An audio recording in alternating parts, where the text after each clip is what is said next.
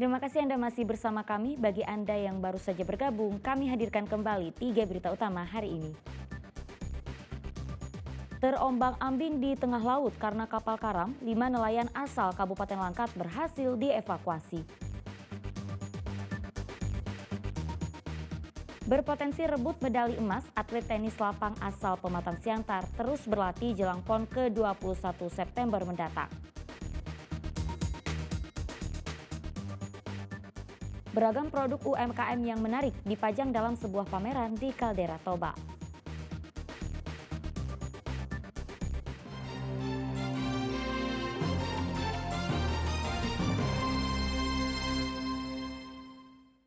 Petugas gabungan Polres Dairi dan Bea Cukai Siantar menyita 548 bungkus rokok ilegal dari tangan seorang penjual rokok ilegal di Kecamatan Sumbul Dairi.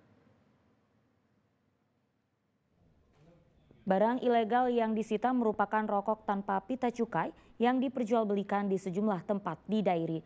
Berawal dari laporan masyarakat, Polres Dairi kemudian berkoordinasi dengan Bea Cukai Siantar untuk melakukan penindakan di sebuah gedung penyimpanan menyerupai gudang di Kecamatan Sumbul.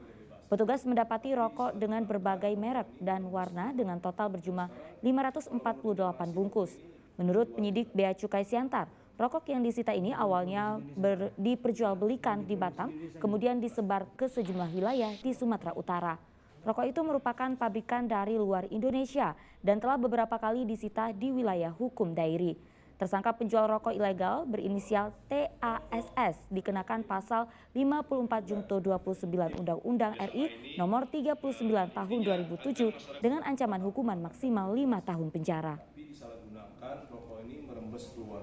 Dan sekarang adapun terduga pelapor dalam kasus ini adalah inisial TASS. Kemudian beberapa barang bukti seperti rekan-rekan ketahui ada di hadapan kita. Kalau jumlah keseluruhan ada 548 bungkus rokok yang diduga ilegal ataupun yang diduga tanpa cukai. Para atlet tenis lapang asal Pematang Siantar terus berlatih untuk berlaga di PON ke-21 yang berlangsung September mendatang. Cabur tenis lapangan dan biliar menjadi cabang olahraga yang berpotensi merebut medali emas PON.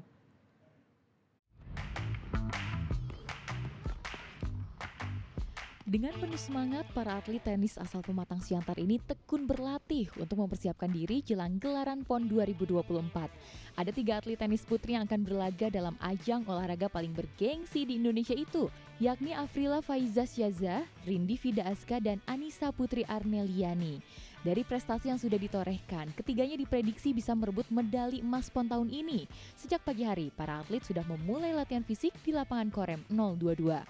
Tak hanya atlet cabur tenis lapang, 25 atlet dari cabur lainnya pun saat ini terus mempersiapkan diri untuk bisa menampilkan performa terbaiknya pada gelaran PON ke-21. Total ada 28 atlet dari 13 cabang olahraga yang akan diturunkan Pematang Siantar pada ajang PON tahun ini. Selain tenis lapang, ada 3 cabur lain yang berpeluang mendapatkan medali emas PON, yaitu biliar, renang, dan tarung derajat. Untuk biliar, diharapkan Siantar akan bisa memberikan prestasi terbaik dengan atlet biliar Punguan Sihombing yang telah banyak menuai prestasi di tingkat nasional. Namun Ketua KONI Kota Pematang Siantar Jayadi Sagala menilai asupan gizi para atlet belum terpenuhi secara maksimal, sehingga ia meminta dukungan dari masyarakat dan juga bantuan suplai gizi bagi para atlet. Ya, saya hanya memohon kepada saudara-saudara kita yang ada di Siantar, seluruh masyarakat Siantar, mohon dukungan doanya. Ya, apapun ceritanya, kita harus tetap mendukung. Ya, kalau ada, kita mau optimis ya. Di samping mohon doa, silakanlah membantu gizi-gizi anak-anak ini. Artinya, kalau saya melihat latihan anak-anak ini, saya miris sebenarnya sebagai ketua KONI. Ya, saya miris. Karena apa saya katakan, saya tinjau anak-anak ini butuh gizi. Pekan Olahraga Nasional ke-21 tahun ini akan digelar di Aceh, Sumatera Utara pada tanggal 8 hingga 20 September 2024, di mana Pematang Siantar ditunjuk menjadi tuan rumah untuk pertandingan cabang olahraga tinju. Rencananya pertandingan tinju ini akan digelar di Gedung Olahraga Siantar.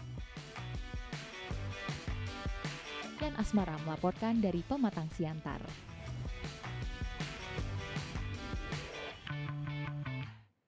Ya, sejumlah pengusaha kerajinan berkumpul di acara pameran yang berlokasi di Caldera Toba.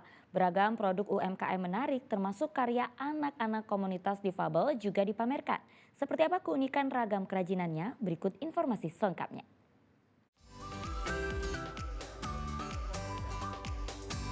Di tengah cuaca cerah dan sejuknya suasana, sejumlah stand dari UMKM berjajar di sekitar Danau Toba, tepatnya Caldera Toba, Kabupaten Toba.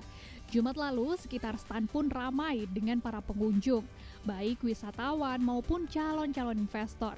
Kegiatan ini digelar oleh Komunitas Apresiasi Kreasi Indonesia atau AKI.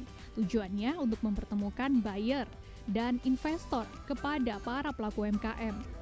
Pameran UMKM di Caldera Toba ini dibuka langsung oleh Menparekraf Sandiaga Uno bersama Bupati Toba. Sandiaga juga berkeliling meninjau stand-stand UMKM di ajang Apresiasi Kreasi Indonesia 2024 ini. UMKM inilah yang akan mendorong perkembangan ekonomi kita. Tadi sama-sama Polres juga kita meninjau semua daerah di sini sudah siap untuk menampung kegiatan-kegiatan UMKM kita. Jadi saya berikan arahan kepada Pak Jimmy agar lebih banyak event-event diadakan di sini sehingga masyarakat ke sini punya pengalaman yang lebih karena menurut data walaupun naik 10 kali lipat kunjungan ke Toba, tapi ke Caldera ini harus terus kita tingkatkan. Salah satu stand menarik perhatian yaitu stand dari anak-anak tunarungu yang melakukan kreativitas dengan membuat kerajinan tas bermotif ulos. Rupanya anak-anak ini telah memiliki jiwa entrepreneur serta mengembangkan kreativitas mereka sejak usia muda. Mereka dinaungi Yayasan Del Toba, yayasan pertama untuk anak tunarungu yang melakukan kegiatan kreativitas kerajinan tangan untuk menjadi sebuah keahlian anak-anak disabilitas. Untuk kreativitas mereka. Berarti ini karya dari teman-teman difabel? Iya, disabilitas. Ini murni karya dari mereka. Oh, oke. Kita yang membina. Nah, untuk produknya biasa berbentuk apa nih? Produk kita ada tas seperti ini, cuman yang terkurasi itu jasnya seperti itu. Kalau untuk kita kan ada berbentuk koperasi produsen mitra difabel berdekatan. Jadi memang anggota kita itu semua teman-teman disabilitas. Iya, produksi sendiri. Saya juga temani teman. Ini produksi baru, teman pengaruh juga. Kegiatan ini diharapkan meningkatkan penjualan dari setiap UMKM dan mengenalkan kunjungan destinasi sekitar Danau Toba. Diketahui kondisi UMKM di sekitar wilayah Caldera Toba, Kabupaten Toba, mengalami peningkatan yang drastis sejak 3 tahun terakhir ini. Selain meninjau sejumlah stand, pengunjung juga bisa menikmati permainan Flying Fox. Yan Asmara melaporkan dari Kabupaten Toba.